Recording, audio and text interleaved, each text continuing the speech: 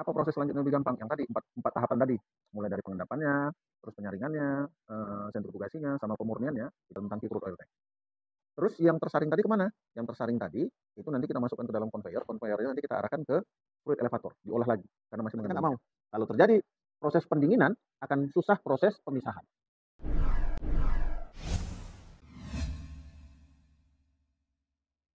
Assalamualaikum warahmatullahi wabarakatuh. Kembali lagi bersama kami di channel Riset Sawit. Bersama saya Dita Alifia Anissa. Pada video kali ini kita akan membahas tentang stasiun klarifikasi. Stasiun klarifikasi adalah salah satu stasiun di pabrik minyak kelapa sawit yang menghasilkan produk akhir berupa crude palm oil. Nah, pada video kali ini kita akan membahas lebih lanjut mengenai stasiun klarifikasi bersama narasumber kita Bapak Ahdiat Leksi Siregar STMM. Selamat pagi Pak Leksi. Selamat pagi. Nah Pak, pada video kali ini kita akan membahas mengenai stasiun klarifikasi. Boleh jelaskan lebih lanjut Pak mengenai stasiun klarifikasi itu bagaimana prosesnya? Baik, terima kasih. Assalamualaikum warahmatullahi wabarakatuh. Waalaikumsalam warahmatullahi wabarakatuh. Ketemu lagi pemirsa channel Riset Sawit. Kita hari ini akan rencana bahas untuk stasiun klarifikasi. Jadi saya akan coba jelaskan di awal terkait dengan stasiun klarifikasi. Ada 4 hal penting di stasiun klarifikasi. Yang pertama itu kita lakukan adalah proses pengendapan. Yang kedua kita lakukan proses penyaringan. Yang ketiga kita lakukan proses sentrifugasi, dan yang keempat kita lakukan proses pemurnian. Sebelum kita jalankan 4 proses tadi, perlu diketahui dulu bahwasanya stasiun klarifikasi adalah stasiun pengutipan minyak kelapa sawit, crude palm oil, yang sudah diolah masuk dari stasiun press tadi, ya. Kemudian nanti harus dikutip semaksimal mungkin di stasiun klarifikasi. Ya. Nah, untuk dapat memaksimalkan kutipan minyak produksinya, itulah kita butuhkan 4 tahapan proses yang tadi dijelaskan. Ya. Nah, kita masukin satu-satu. Tahap pengendapan dulu. Nah, apa yang harus diendapkan? Crude palm oil itu didapat dari awal proses yang di-press, itu minyaknya sebelum diencerkan, undiluted crude oil.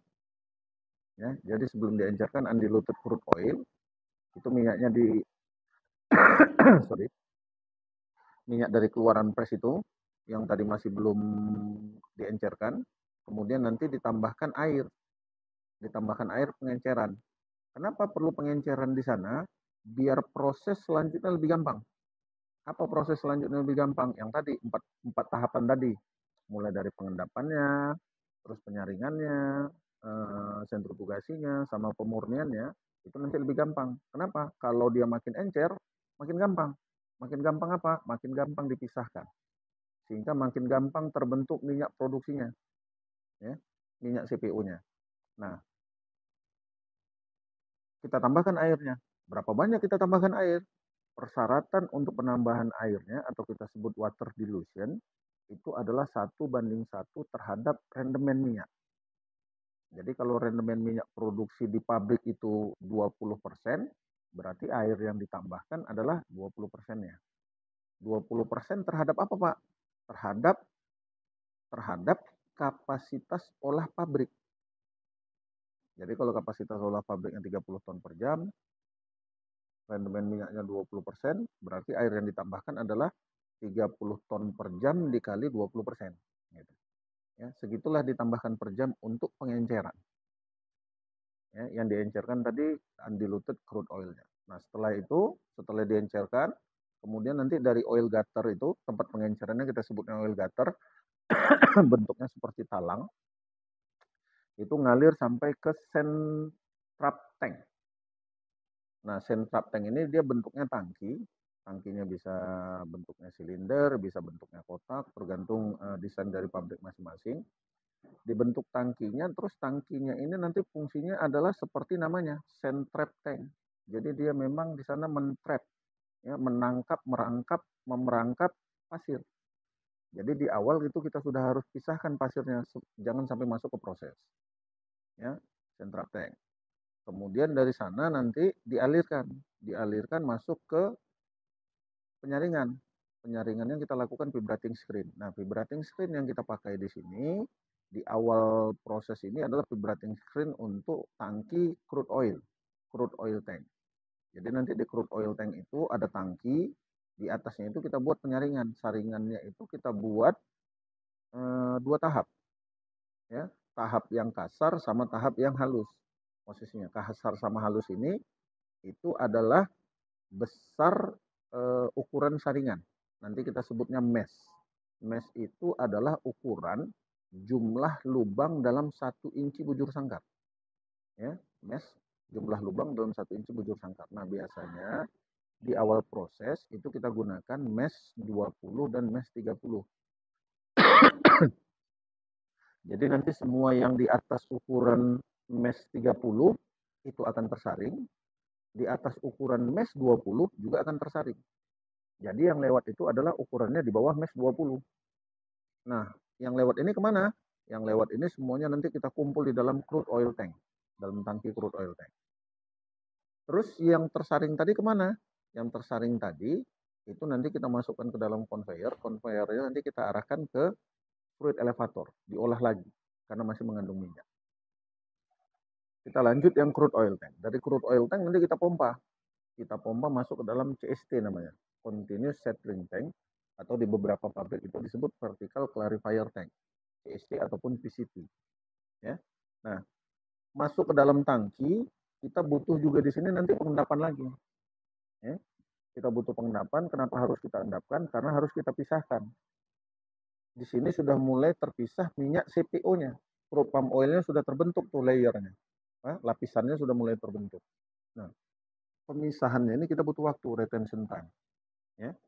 Nanti berapa retention time-nya tergantung nanti desain pabrik. Ya. Makin lama retention time-nya berarti makin banyak terbentuk minyaknya. Ya. Waktu pengendapannya makin lama berarti makin banyak terbentuk minyaknya.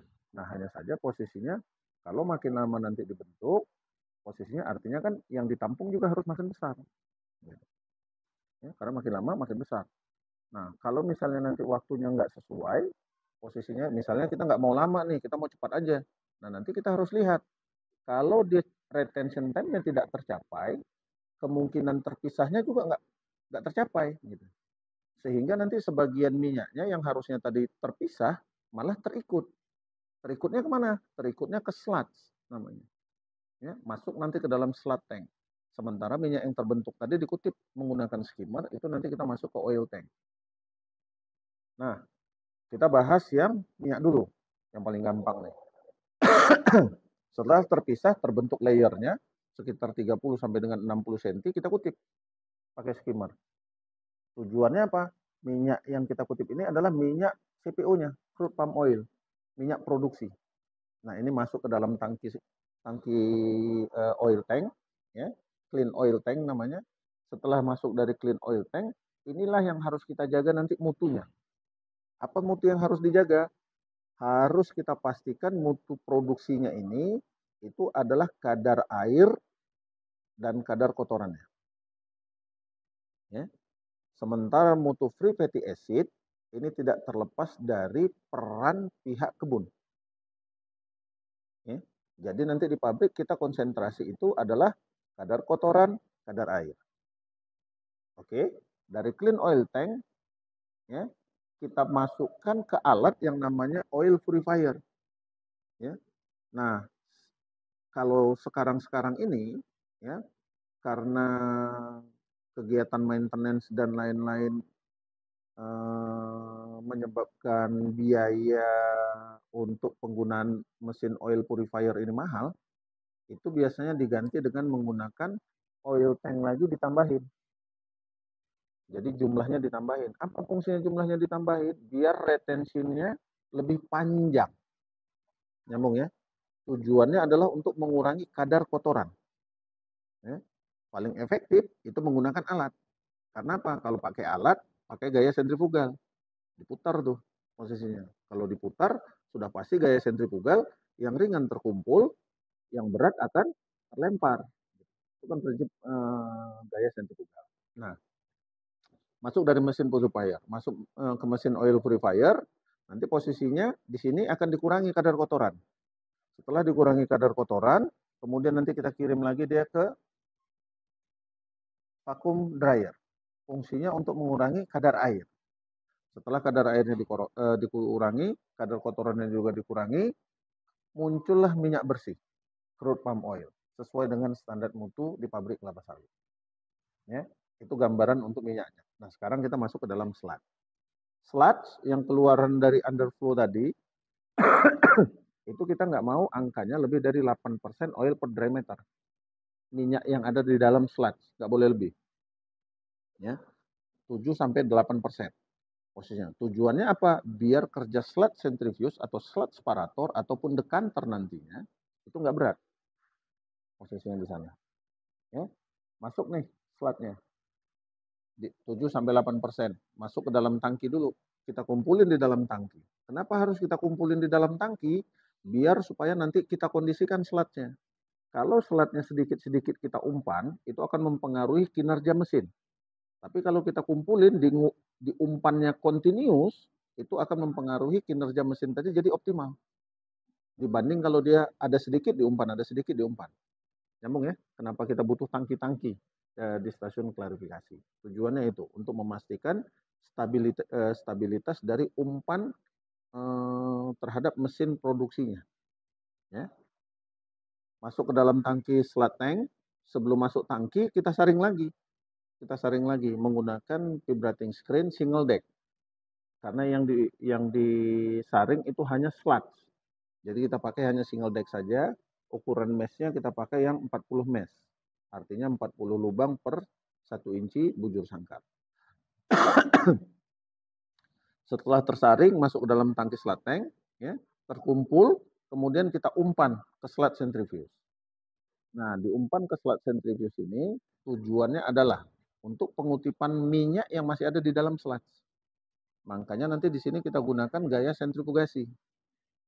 Ya, disinilah kita mau yang masih ada kandungan minyaknya terkutip, yang sudah nggak ada lagi kandungan minyaknya atau kandungan minyaknya sangat-sangat sedikit, itu boleh kita buang.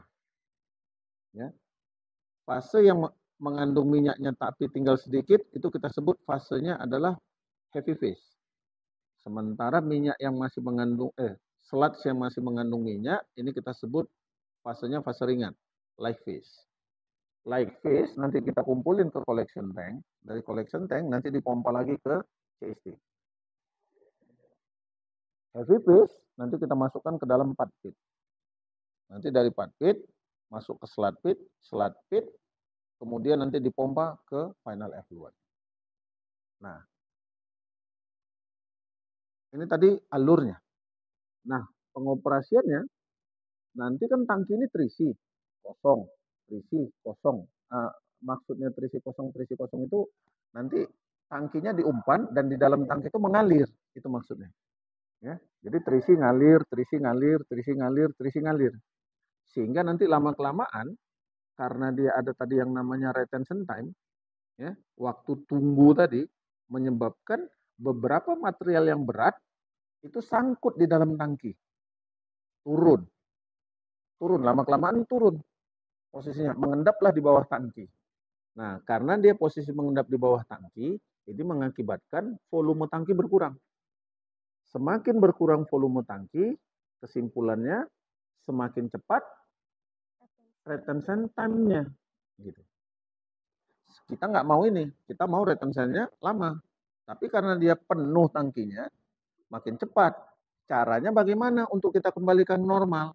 Kita lakukan drain di setiap tangki. Ya. Kita keluarkan tuh, kita drainase, kita keluarin. Yang kotoran-kotoran tadi kita keluarin, supaya apa? Supaya kondisi volume tangki tadi normal balik. Posisinya. Kita drain, terus nanti drain-drainan ini kemungkinan masih mengandung minyak. Karena masih mengandung minyak, nanti drain-drain ini kita salurkan di dalam parit di stasiun klarifikasi. Paritnya itu kita arahkan ke pad pit. Dari pad pit, nanti bagian permukaannya kita kutip, itu kita pompa masuk ke recovery tank. Recovery ini nanti kita panasin, kita endapkan, sampai muncul permukaannya minyak, kita kutip kembali. Kita kutip masuk ke collection tank, bergabung dengan live phase tadi. Setelah itu nanti kita pompa lagi ke CST ataupun PCT. Posisinya. Ya. Itu kalau ada minyaknya di recovery tank. Yang nggak ada minyaknya, Pak, kita alirkan underflow. Kita alirkan underflow, kita masukkan ke dalam sludge pit. Dari sludge pit langsung dipompa ke final effluent. Nah, sisi akhirnya adalah terkirimlah limbah ke kolam limbah. Nah, ini gambaran di stasiun klarifikasi. Sampai dengan di sini kita diskusi. Wah, ternyata menarik sekali ya mengenai stasiun klarifikasi ini. Berarti stasiun klarifikasi ini melibatkan banyak peralatan ya Pak ya? Benar. Nah, di stasiun klarifikasi ini kan untuk lebih mengolah fase cair ya Pak ya? Ya.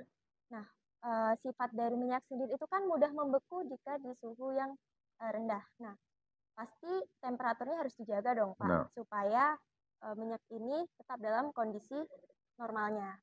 Nah, bagaimana Pak pengaturan temperatur untuk di stasiun klarifikasi ini? Oke, untuk stasiun klarifikasi, seluruh stasiun yang ada di pabrik kelapa sawit itu pengaturan pemanasnya, dalam hal ini penggunaan steamnya, itu semuanya didistribusi dari back pressure vessel yang ada di stasiun engine room atau powerhouse.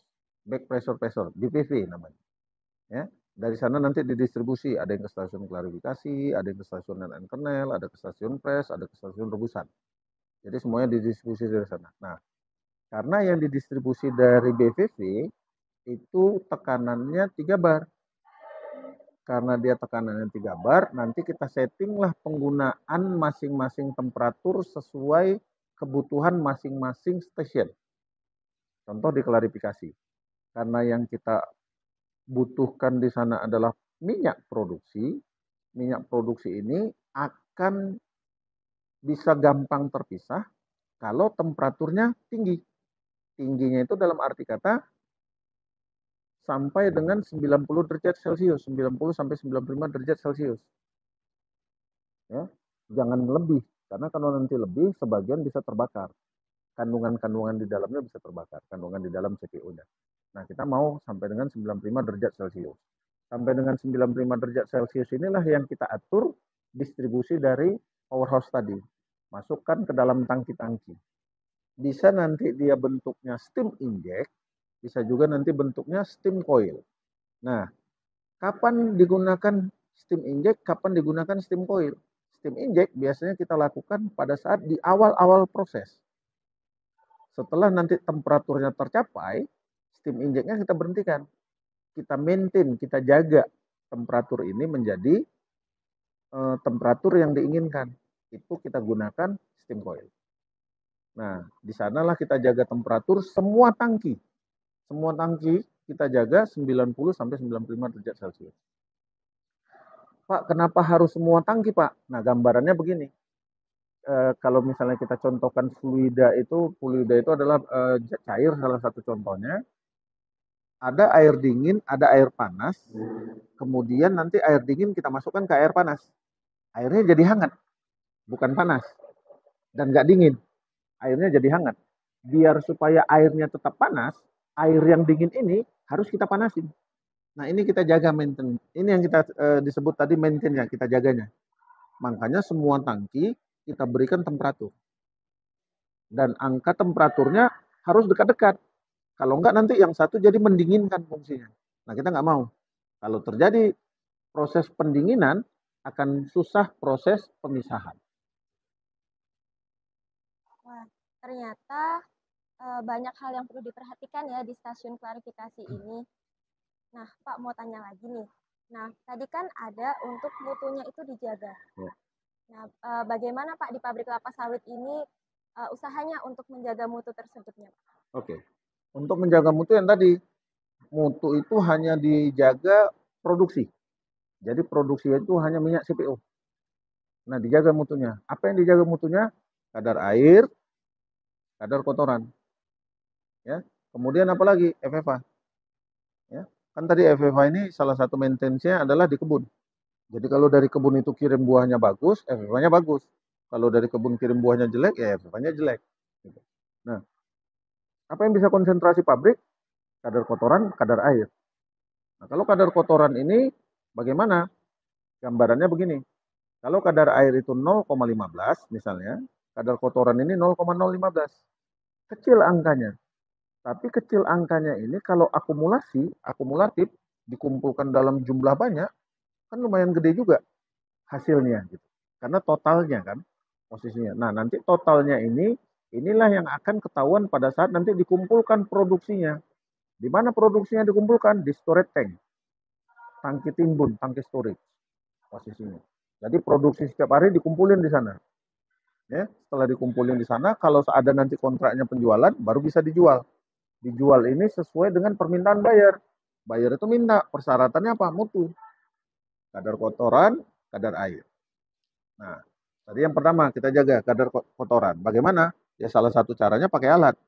Pak, ternyata ada beberapa pabrik yang nggak menggunakan alat oil purifier. Kalau nggak menggunakan alat purifier, pastikan posisinya kadar kotoran yang ada di dalam CPU-nya berkurang. Caranya bagaimana? Endapkan. Salah satu cara untuk memisahkan total suspended solid, ya, padatan yang tidak terlarut. Ya, padatan yang tidak terlarut, total suspended solid, total padatan yang tidak terlarut, salah satu caranya adalah diendapkan. Makin cepat proses pengendapannya, ya, makin baik hasilnya. Jadi bagaimana tadi? Kalau nggak pakai alat, ya tambah tangki-tangki. Supaya apa? Nanti kalau sudah masuk ke dalam tangki sini, sudah dia ngendap lama, kemudian dialirkan lagi, ngendap lagi, alirkan lagi, ngendap lagi, makin banyak, makin bagus. Hanya saja kan kalau dengan menambah jumlah tangki, ini kan akan membutuhkan space, ruangan. Jadi kalau tambah tangki pasti butuh ruangan. Gitu. Nah itu yang harus diperhitungkan. Kalau tidak menggunakan alat mesin purifier. Nah, kalau menggunakan alat mesin purifier, ya cukup satu aja tangki penampung. Untuk apa? Tangkinya memastikan umpannya konstan ke mesinnya. Ya. Hanya saja biaya maintenance-nya ya lumayan mahal. Kenapa?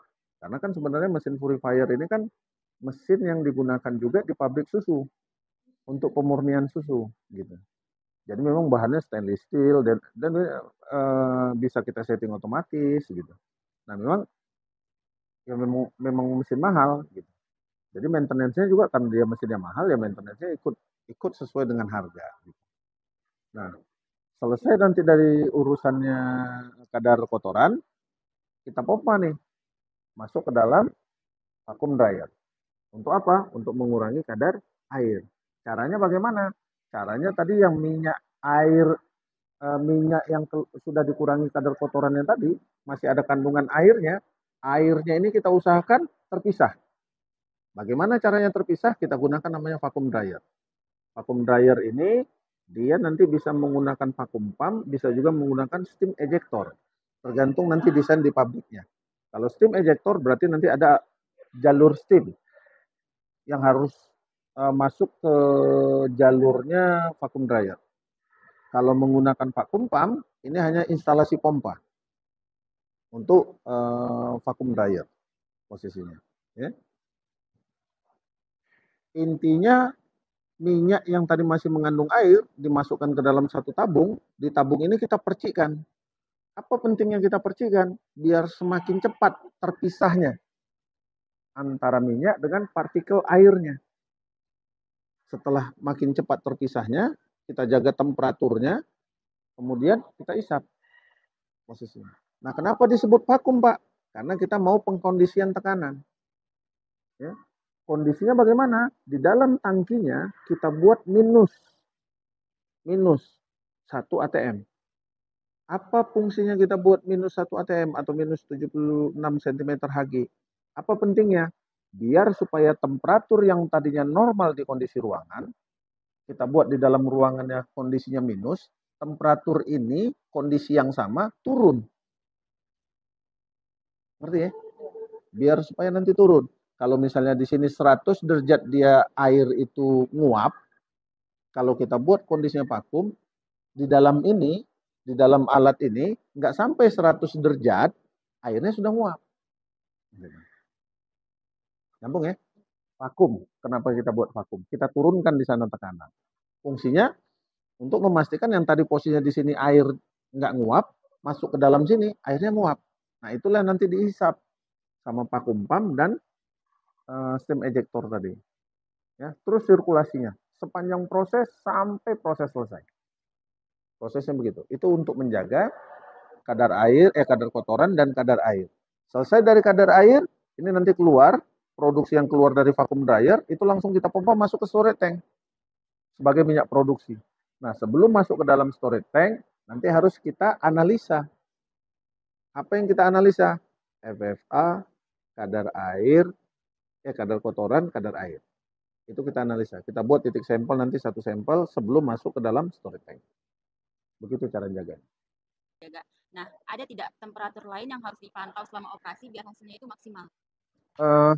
Untuk tangki yang diperhatikan adalah hanya temperatur. Kalau semisal di satu pabrik itu dia terjadi kerusakan yang menyebabkan mesin itu mati gitu Pak. Jadi butuh waktunya itu yang lama perbaikannya. Nah itu untuk kondisi seperti itu penanganan seperti apa? Oke. Salah satu alatnya itu purifier. Nah kan tidak semua pabrik ini menggunakan oil purifier, menggunakan purifier nih Pak. Ada juga menggunakan tangki. Nah, sebenarnya lebih efektif yang mana ya Pak?